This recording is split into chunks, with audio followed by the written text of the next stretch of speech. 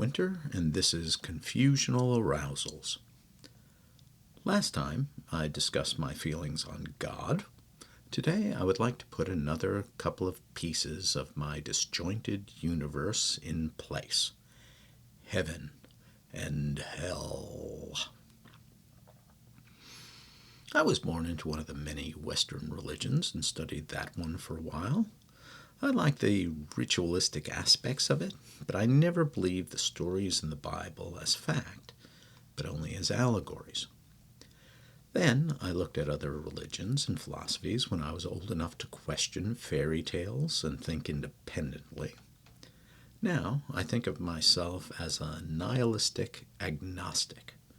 Simply put, I believe that there is something out there, but any higher concept that man has created to explain the universe, or man's role in that universe, is all hogwash. This includes heaven and hell, Democrat and Republican, or love. Now, I do love and have loved many people in my life, but the concept of a soulmate or eternal love, I'll have to take a hard pass on that one. Time only exists in the present moment, as I hope to address by the end of this episode. Isn't it wonderful that I could take a very complicated concept and solve it in about 15 minutes? What a bunch of hogwash.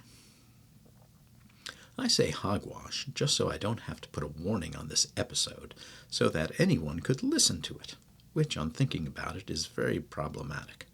Just think of the irreparable damage I am doing to a young person's mind as they listen to my ramblings. Oh wait, I am a middle school teacher. I have already screwed up thousands of people by this time.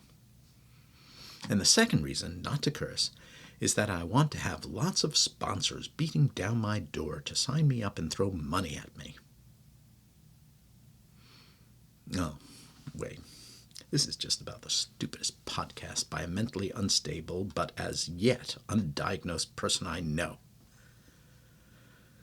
Fuck it. Karma, for those of you who don't know the term, is like a mini heaven and hell during our lifetime on Earth. If we do something bad to another person, it will eventually return to us, only magnified. What goes around comes around. The concept of karma is a very interesting principle because you only can see it if you believe in it. If you don't, life is just a bunch of random shit that happens. Anyway, in October 2024, which makes this quite a recent arousal, I was listening to the public radio show To the Best of Our Knowledge. They were interviewing a Dr. Sam Parnia, who is a cardiologist who works in the ER. Now, just to be transparent, I only listened to this for about 5 minutes of the program, so I can be totally incorrect. I can be totally incorrect in everything I am saying now. But that doesn't matter, because enlightenment can come in a moment in the middle of nowhere and has no connection to truth or reality. So, my enlightenment came from the 5 minutes I listened to this program. Dr. Parnia worked in an emergency room in a major New York hospital for like 20 or 30 years. He brought many people back from the dead. Many of these near-death people experienced a similar event of seeing their lives flash before their eyes. He told one story of a 70-year-old woman who recalled an event that happened to her when she was 7 years old. She was sitting on her living room floor, and she had a guinea pig. The creature, for some reason, was running around loose and came over to her and bit her. She picked it up and threw it across the room. It hit the couch, bounced off, and scurried away. Now, here's the thing. She relived the experience from the guinea pig's perspective. The doctor said it is not uncommon for the people he brought back to life to have these 360-degree visions. Enlightenment came as I realized that this is what heaven and hell is. Now hear me out. If we look at Dante's levels of hell, limbo, lust, gluttony, greed, wrath, hearsay, violence, fraud, treachery, and the vestibule of the futile, which was my second choice for my podcast's name, most of these, lust, gluttony, greed, wrath, violence, fraud, and treachery, have to do with our interactions with other people.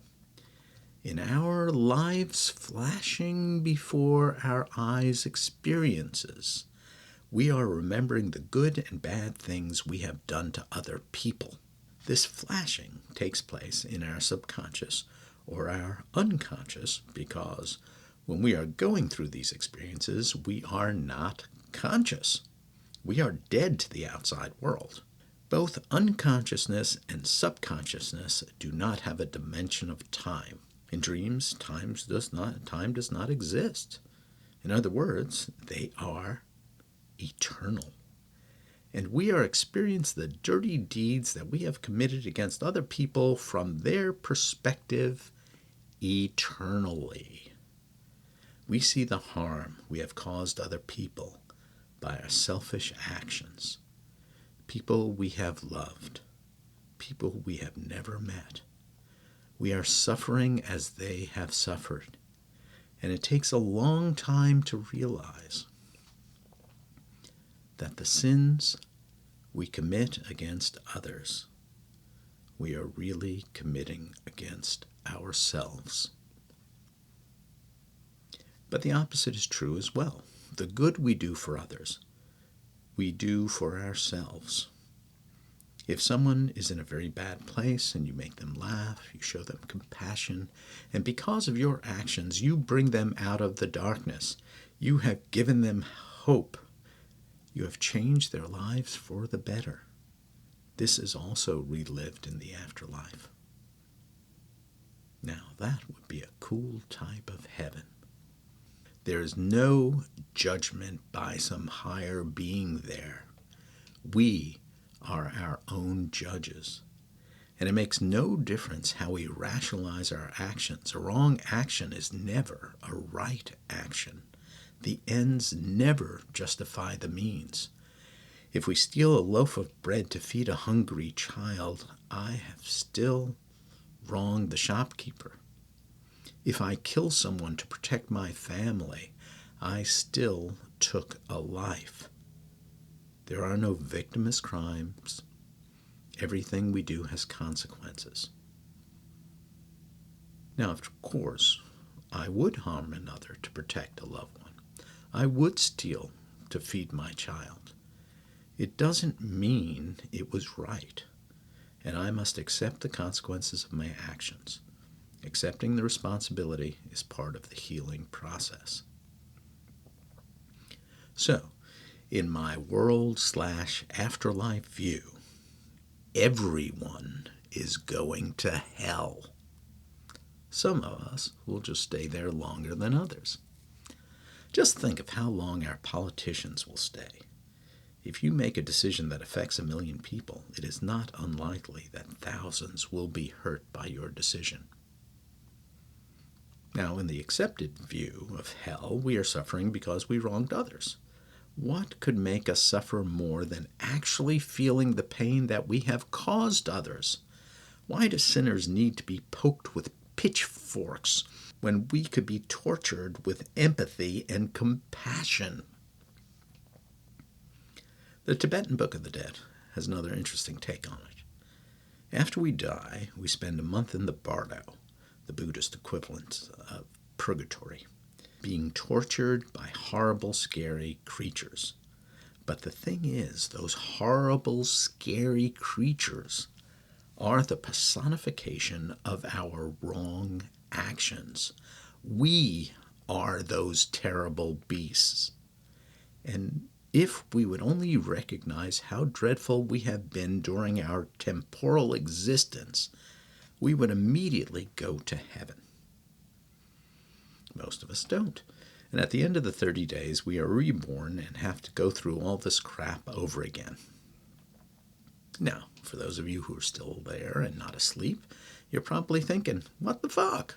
If I'm going to go to hell anyway, why be good at all? Now, hold on, me bucko. There are some qualifiers to my system. You and I both know that there's no way to prove any of this, but it is my system. And if I want to have some qualifiers here or reserve the right to add some qualifiers in the future, that is my prerogative.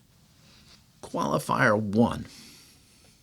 If my 2-year-old wants a cookie and she has already had a cookie or 2, and I say no, I'm not going to hell. She might put me through hell for an hour or 2, but when I leave this earthly plane, I won't be reliving that moment. I am a teacher, and if I fail a student because he hasn't turned in a blessed thing all semester, that is not on me. We're not here to give everybody everything they want whenever they want it. Many things that people want are not necessary for their well-being. People are like goldfish. They will keep on eating until they explode. But other things are important. If I remain silent in the face of injustice, if I rationalize a selfish act by making the victim the criminal, then I will have to answer for that. For instance, if I don't give money to a homeless person after he asks, because I think he's going to buy drugs or alcohol, then I'm rationalizing my selfish act, not giving to charity to someone who is in need, so as to keep my pockets flushed with cash. But what if he is actually going to buy drugs and alcohol? 4 things. 1, why should I care what he does with the money? Once it leaves my hands, it is beyond my control. 2, he has given me the opportunity to give charity, and I should thank him. 3, I could buy him a meal and sit with him in the restaurant if I really believe he would be using the money I've given him for ill purposes. 4, I could help him get clean if I really cared. All 4 options will make me a better person. But if I'm a selfish person, a greedy person, a gluttonous person, it is most likely that I would not do any of those options unless someone was looking. Qualifier 2. This world is complicated. Everything that we do, somewhere along the line, will hurt someone. We buy a pair of shoes. We have no control over the working conditions in a factory in a foreign country. We buy a burger at our favorite restaurant. We have no knowledge if that animal was killed in a humane fashion. But our intentional acts in closed situations, that is what we will have to answer for. And we only have this moment to do what is right here, right now. We cannot change the past. The future is a hope or a dread. It is not real. It is just our imagination. The present moment, however, is a gift. We can change our future. We can try to make amends for the grievous acts we have already committed. We have a chance if we want to take it. So, what has my new philosophy taught me? Only this. I cannot take back previous actions. I could apologize and try to make things right with the people I have wronged. But sometimes the other person is not ready to forgive me, and I will need to be patient. We all process things at different speeds, and if they aren't ready to forgive me, it must mean that I have hurt them more than I realized. If you were listening, I am sorry. The hole you made in my heart when you left is still there and will only heal with your forgiveness. And going forward, I will treat people with dignity and compassion. I will try to do what is right for all, and when I fail, and I will fail because I am human and imperfect, maybe the harm I do will not be as harmful as it would have been if I was acting selfishly. Until next time, I am A.F. Winter, and this is Confusional Arousals.